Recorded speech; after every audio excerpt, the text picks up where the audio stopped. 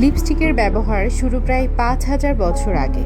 প্রাচীন মেসোপটেমিয়ায় পাওয়া যায় এর প্রথম ব্যবহার, যেখানে পাথরের গুঁড়ো, রত্নের গুঁড়ো এবং পোকামাকড় থেকে প্রাপ্ত রং ঠোঁটে লাগানো হতো।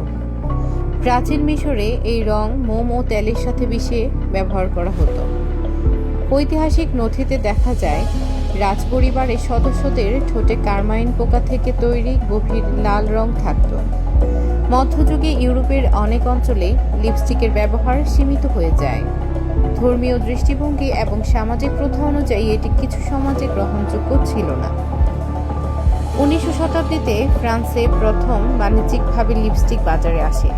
তখন এটি কাপড় বা কাগজে মোড়ানো অবস্থায় বিক্রি হতো। ১৯২০-এর দশকে পশ্চিমা সমাজে এর ব্যবহার বেড়ে যায় এবং এটি ফ্যাশনের অংশ হয়ে ওঠে।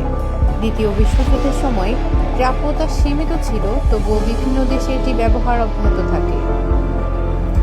বর্তমানে লিপস্টিক বিশ্বব্যাপী প্রসাধনী শিল্পের একটি অংশ।